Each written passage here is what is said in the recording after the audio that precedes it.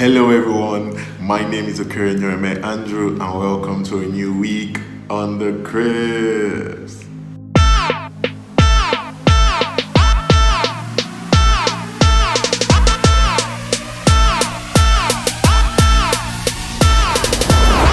Welcome to the crib. So today we'll be talking about my story.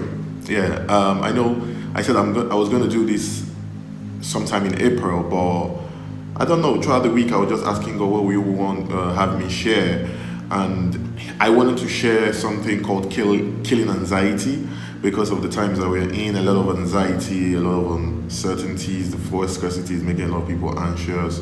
Some other people are anxious for the war we spoke last week. Some people just have different theories and listen to different things. But God have me to know you want me to start sharing my story. So, and I believe that He's going to use that for a lot of us in different levels. So, I'm going to start the story from probably my childhood. So, like you know, my name is Okernyereme Andrew. I am the third child of three boys. So, I'm basically the last. So, I was born into a Christian family.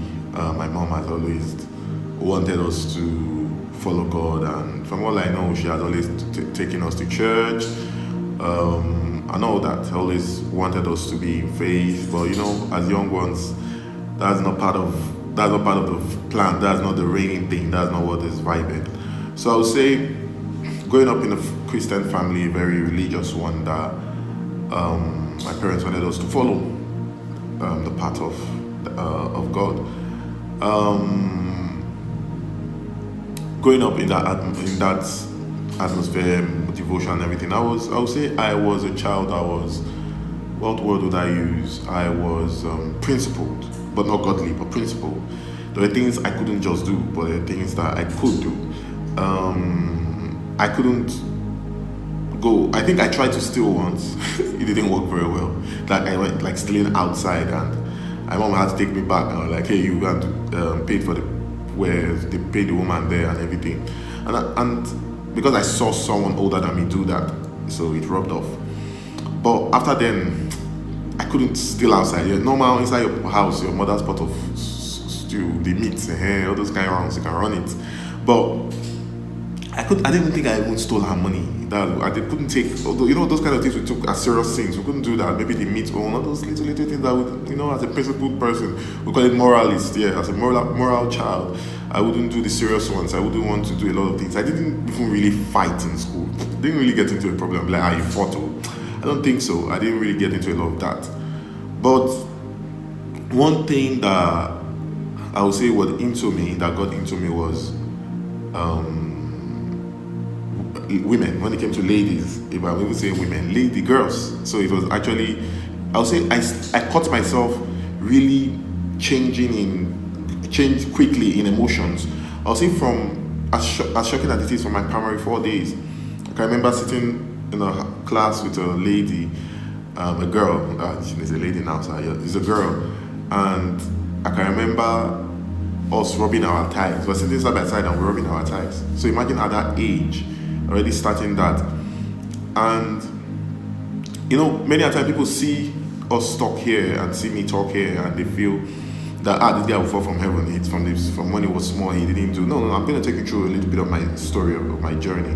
I'm not going to say everything today because that would be too much. So I'm just going to give you maybe up to my secondary school days, and then we'll continue from there and we'll progress. So from that primary 4, those influences started earlier. From primary 2, I could see older people. I always really used to be around older people. See older people, especially the school I went to, writing some funny things on the board. As a child, start changing your mindset. You start asking, what is this? But you can't go to your parents to ask them that. So you learn from your friends, and those pressure and those things from your friends. Just as it starts awakening in them, it starts awakening you. That's sexuality starts awakening you from a very tender age, which is very dangerous. So you see now, one thing that God will want us to do, one thing God wants our parents to understand, and you as a parent now going to get into this age, is that you have to be careful about your children. You have to be free so that they can come to you. You have to open up even these conversations. You have to be the first person to teach them, because if they hear it from outside and they can't bring it to you, they will learn from their friends, and this thing will arouse and take them to places you do not want them to be. Just taking them to church is not enough.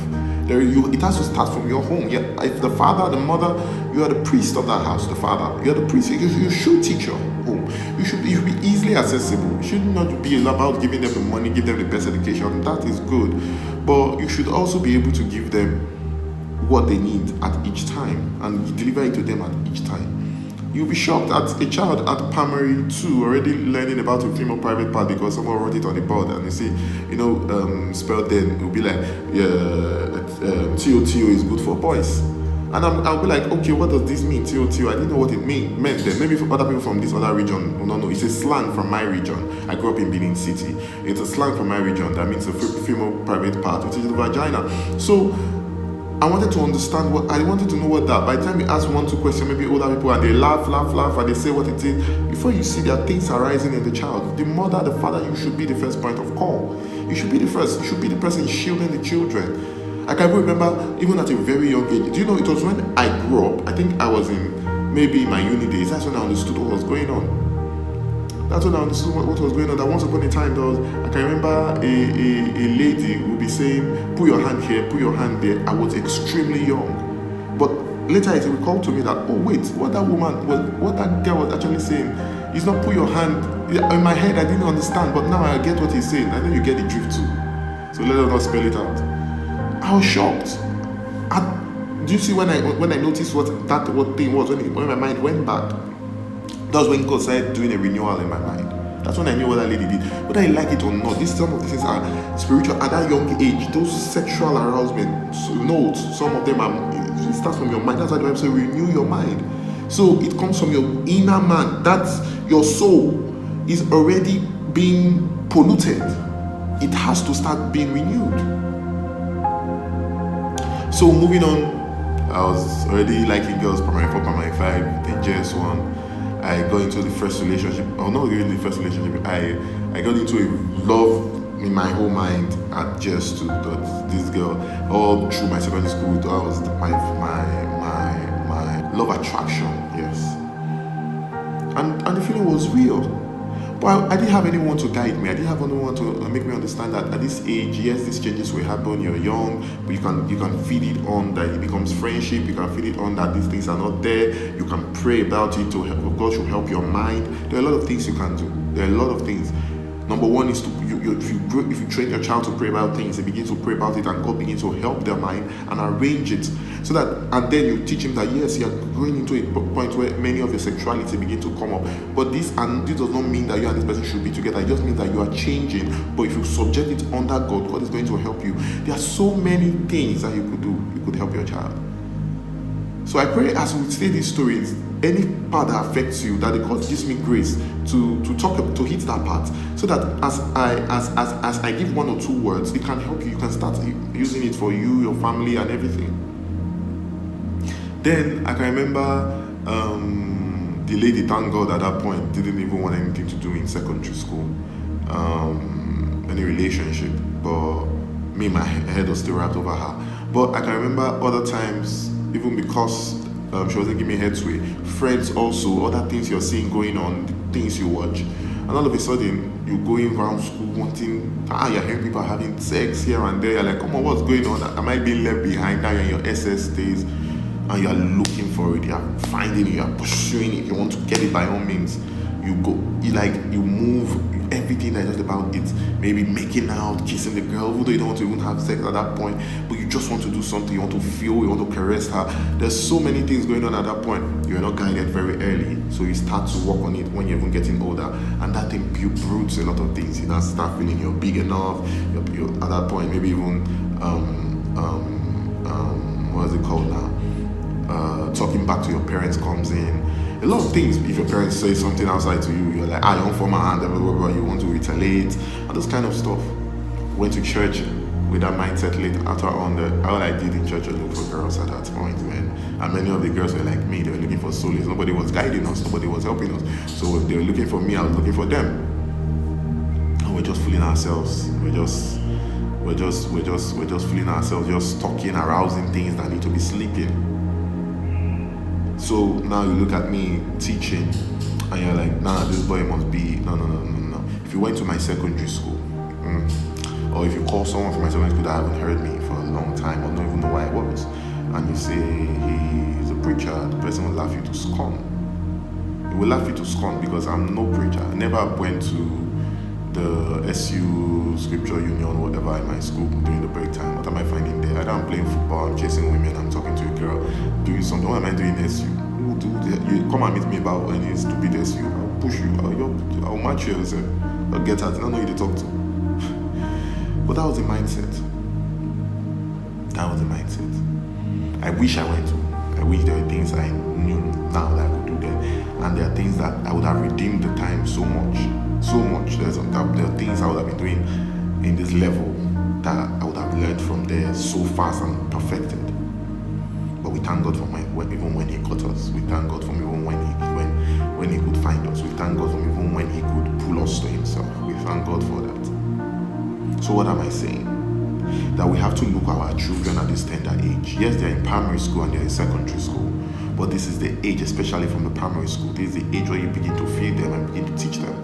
This is the age now where you say, oh, it's too small to know this, is too, no. This is the age where you cultivate them. This is the age where you tell them things. This is the way where you say, this is what the principle of God concerning this matter. This is the age where you begin to build a more sane society. People are outside there working for guys, their trousers are down, and they want to look for any girl. Some people can't help it now. They have to masturbate to help themselves because of the amount of sex they need to even qualify, and maybe the girls are not there, or they don't even have the money to get those kind of girls. And people are there misusing their life and uselessly in their life for guys, and the girls are there going braless looking for anything. There are stories I've heard of people tell me face to face that I have to do this, I have to have sex every week unmarried, like 3 times, 4 times, and sometimes my boyfriend might not be available, so I have to get it from other people. Imagine a girl going around and like looking for guys. Like if the guy it's not about the money, it's about the sex. Come on. It started from being young. It started from the perverseness of people. Many of them suffered molestation when they were young. It's just like I did. Many of them did. It's crazy. We have to guide our children. We have to protect them. We have to make an environment where it's easy for them. Even when someone say, I will kill you if you don't come and tell me. But it will be easy for them to come and tell you if anything wants to move. Because they know that you can't kill me. Before you kill me, my father is able to. You make them feel that you can pull down anybody, even Buhari can even touch you. So they'll be confident as children to come to you. We have to cultivate them from a young age.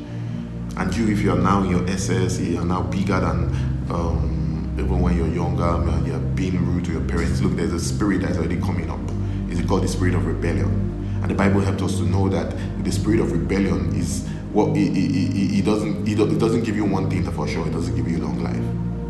It doesn't give you long life. It does not give you long life. So please, for the young, please help cultivate them. From the old, it's not too late. I got to know God later than even my secondary school days. But look at me. So you are still fine if you're in your secondary school days. And if you are past your secondary school days, you're still fine. Next week, we're going to talk maybe through my uni days, my conversion story, how God helped me, and finishing school there. I think that we're going to do that next week. But this week is, remember, the main purpose now, the main message is cultivate the kids when they are young. As a parent, please always remember that. As a prospective parent, remember that. If you didn't have that, please give it to your children. And if you have passed that stage in secondary school or anything, please, I beg you. Your parents do not hate you, they love you. You think the things they do because they hate, no, the things they do because they are scared, maybe because of what they pass through, they know how it is in those times, and they're being extra careful. Please do not invite things that you don't need in your life. Do not invite things that you don't need around you. I'm going to stop there today. I'm going to continue from getting admission next week and going into the uni. God bless you. I love you so much. See you next week. Hold on, just before you go, don't forget to like, share, and subscribe. Hit the notification bell so that anytime I upload, you'll be the first to see it.